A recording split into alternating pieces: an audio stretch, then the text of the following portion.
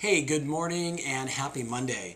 I have a great old story for you. It's a story of a young man living in the Midwest, and he's looking for work. And he's pretty handy with an axe, so he goes to the local lumber mill and he pulls the manager aside and says, "I'm looking for work." And the manager says, "Well, I appreciate that, but we're already overstaffed and we don't need anybody." And the young man, being aggressive, says, "Well, I can promise you that I'm 3 times faster than any other guy you have out there.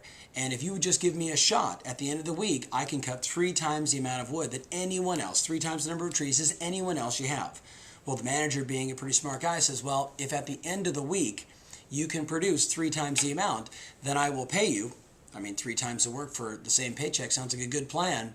So the young man goes out, and over the course of a 6-day work week, he just chops and chops and chops and chops and chops. And you know what? At the end of the first 6 days, he does 3 times the amount as anyone else out there.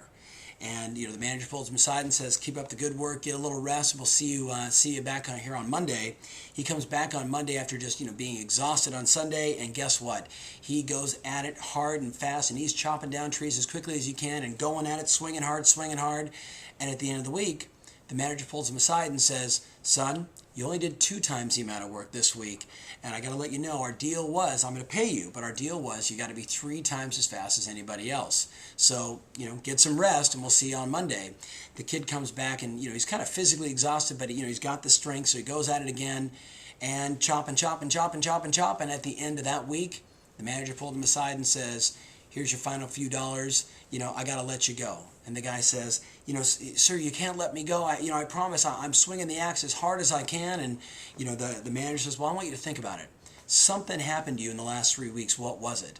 And the young boy, as he was thinking, on his way back home with a few dollars in his pocket, a little depressed about the fact that he no longer had work, realized that he didn't stop to sharpen his axe. He didn't stop to improve upon what he was already doing and to make sure he always had that razor's edge.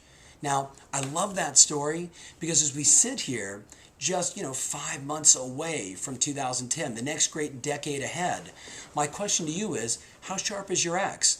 I spoke to one of my clients just last week. She wrote 50 offers for about 12 different buyers. And we were dialoguing just quickly about it. And I said, "Oh, here's the challenge. Obviously what you're doing isn't working. So it's not a matter of her output. I mean, she is, chopping the axe or, chopping those trees down, in this case, writing offers. But the challenge is what she's doing isn't working." So I want you to stop for a second on this beautiful Monday morning and ask yourself this question. Where do I need to sharpen my axe? Where do I need to improve upon what I'm doing?